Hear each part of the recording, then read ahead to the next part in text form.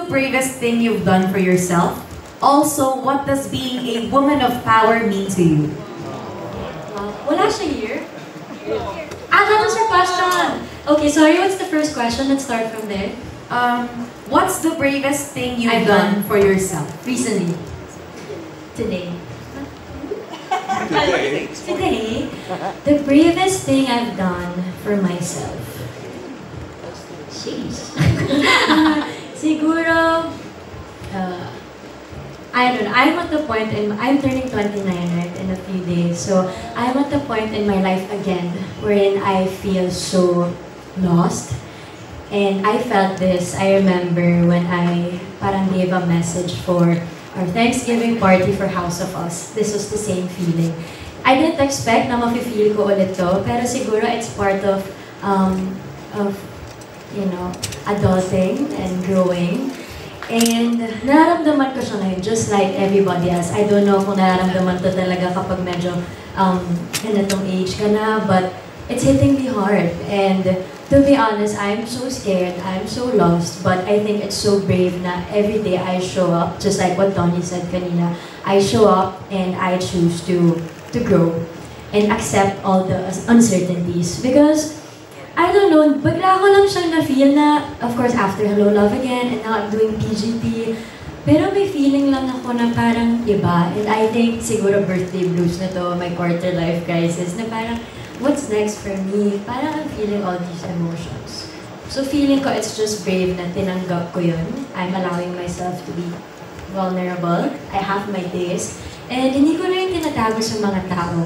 So now, I think part of me growing is me getting my own place as well. And I think it's like my transition stage. I'd like to call this my transition stage na feeling ko kasi in the next coming years is very, very important kasi yun yung magdidictate kung saan ako sa future. It's not na parang, okay, I'm in my early 20s, ito pa, ang dami ko pang time para matuto. Pero ngayon, parang iba pala pag magto-29. So I'm feeling that. So feeling ko getting my own place, it's a big adjustment for me, my family, especially my mom. But it's my way of getting to know myself more and growing. So yes, I'm scared. I don't know what will happen. I don't know if I can do it. But I'm just here for it. I'm just very open and I'm here for growth. So wish me luck in the coming months. I'm just accepting and I just want to feel everything right now. Yung next question, a woman of power.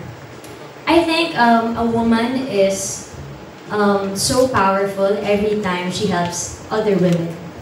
That's my personal answer. Kasi, di ba, meron tayo, the society, parang especially kaming mga babae, I don't know, sad lang na parang you're, kaya yung naglalagay ng ano sa amin. Parang you're pitting us against each other. Parang you're giving us that ano na, okay, competition to, I have to be better than this, I have to be better than her. Parang, it's sad because if kami, mga babae, magsama-sama, parang we become more powerful. And iba yung feeling kapag siguro kaming mga babae, especially now, it's Women's Month. Sa lahat pala na nandito, Happy Women's Month. If we just work together, kaming mga babae, we become so powerful. So instead of putting each other down, sana tayo mga babae, magkaroon tayo ng safe space sa atin. Whether it's your family, your sister, a friend, or a mentor. Iba yung feeling kapag meron kang nakakausap na babae na pinapa-feel sa'yo na, you're okay, you're doing a great job, you're safe here, we got your back. So sana, yun yung mas spread natin, na instead of pitting us against each other, maybe we can just help each other, and let's just stop comparing women. Kasi hindi talaga yung nakakatulong. Sa feeling ko, hindi lang naman sa showbiz, pero sa inyo, sa work nyo, kahit saan tayo magpunta, meron kasing ganon. So sana ma-break yun, and unti-unti, parang don't use that to entertain people, kasi I think women deserve better. so much, Mr. Magiging woman of power sa'yo. Serious to ko, auntie, ha? Being a woman in power, having a kilikili power. Ang woman in power sa akin, tayo kasi mga ako na rin, ako nanay ba? Seryoso din ang sagot ko, super. Nilimay ng sarili. Kasi bakit? Tayong mga, lalo na ako nanay, power sa akin kung ikaw na nanay, magaling kang mag-pray sa mga anak mo. Sabihin niyo naman na, ay, very good naman siya. Yun ang kailangan natin. Huwag kayong mag-ganyan kasi siyempre gagamitin talaga natin itong media na ito para i-share yan ganyan. Because kapag marunong ka mag-pray sa anak mo, ikaw na kaibigan na babae, marunong ka mag-pray sa kapatid mo, you have the power to control the disaster to that kind of emotion. Di ba? Naintindihan mo? Hindi ko rin naintindihan. Hindi, because prayer can move a mountain. That's right? Can I say amen? Amen! Please all stand. Kasi baka na. Hindi, totoo talaga yun. Uy, reality ang sinasabi ko because meron kasi akong kuwan sa sarili ko.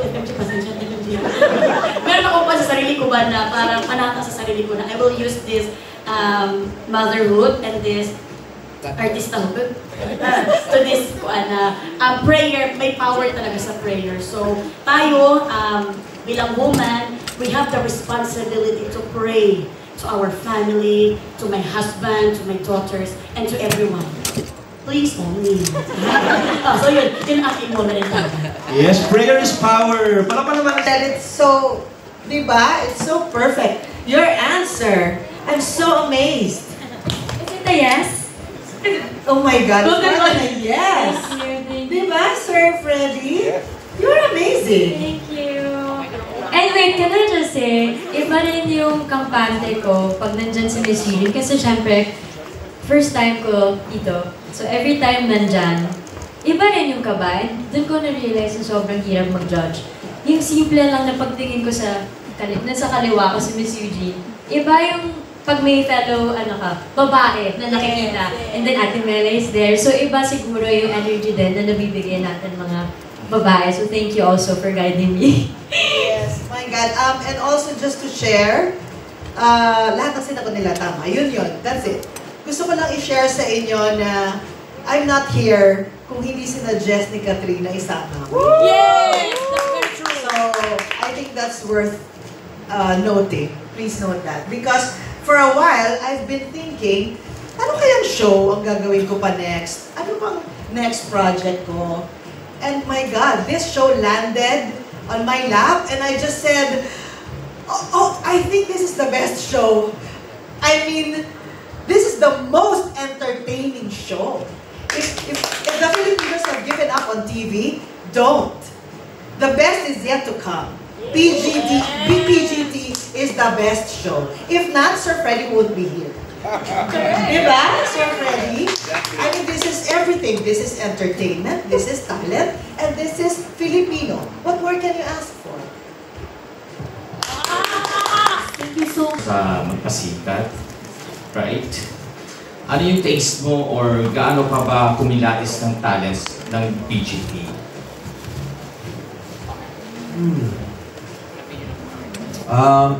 Musta, Jeff? Nice to see you again. Paborito ko talaga yung boses mo, bro. Para sa akin, paano ba? Hindi ko alam eh. Paano ba ako? Miss okay? Paano ba ako milatis? Kasi ako, I just do whatever feels right. It's hard to have a very technical approach. I think a lot of what we do as judges is just our gut feeling. And everything we mentioned kanina, di ba? Yung presence, yung wow factor, ganun. So, sa totoo lang, hindi namin masyadong iniisip, uy, nakita ko ba to? Ito ba yung kailangan nating mahatak sa viewers or ganun. I think ang iniisip lang namin is this worthy of going to the next round? So, whatever that may be, however that makes us feel, you know, wherever that comes out from, I think that's just where I get it from. I don't really think about it so much, if that makes sense. Yeah. Thank you, Donnie, and para sa mga host. My second question is for Juanti Melay. Expectation ko talaga is riot talaga to. Nag-umpisa na nga yung riot namin talaga ni Robby D. At may one time na iniwan niya ako. Pero talaga, binigay ko na lang kay Lord lahat ng mga bless. Lahat ng mga pagdadasal ko. Kasi nakakatakot maging host dito sa PGT ba yan, di ba? So, talagang Ano yung tanong? Inuna mo yung sisi eh. Hindi, so, ang ina-expect ko talaga is Riot and yung mga talent ng mga Pinoy na makikita talaga natin dito. Actually, huwag nyo na lang kaming tanungin. Ang tanungin niyo yung mga talented talaga kasi sila talaga ang bida dito sa PGT. Paglabas pa lang nila talaga ma-amaze kayo, ganito pala ang kulturang Pinoy. Robby D? Sorry, I just wanna add, no, coming into PGT, may pressure kasi, grabe yung pressure na naset talaga ng Billy Louise tandem. Alam mo yun, we've been doing this for the past how many seasons already. And then, nung sinabi sa akin na ang mga kasama ko si Ate Melay, wala, tapos na yung pressure. Kasi I know for this season of PGT, we are gonna be standing on the shoulders of giants, Billy Louise, but at the same time, giving a new flavor para sa programa. Kaya ako, sobrang swerte ko na makasama ang isang Melay. Maraming salamat, Ate May. Uy! Actually, may VTR ka para sa'yo. Nakapalisin na naman niya ako. Hindi. Actually, nawala talaga ang pressure niya nung nilabas ang presyo. Presyo ng kanyang sweldo. So, okay na ba yung sagot namin? Kung hindi pa, press no. Pwede ba ako mag-add, Jeff? Mag-add ako. Ito, sa totoo lang, I will speak on behalf of all the judges here. Kasi yung hosts natin yung nagsa-start ng show. So, I would just like to give them all the props needed. Kasi kung wala sila dito, wala talaga yung PGT Season 7. At sobrang laki ng respeto ko kay Kuya Robs at kay Ate Mela. Actually, yung pinakaunang nagsabi sa akin na, I think, inquiry pa lang to na may PGT. Nung nalaman ko si Kuya Robs yung magiging host, it made the decision so much easier. Kasi, actually, one of our dreams before, nung nagsisimula pa lang tayo sa mix, is to do PGT together. And I'm just so grateful na we were given this opportunity, obviously alongside such an amazing cast here. So, I would have no other host than these two. Maraming salamat, guys. Love you both. Look hot!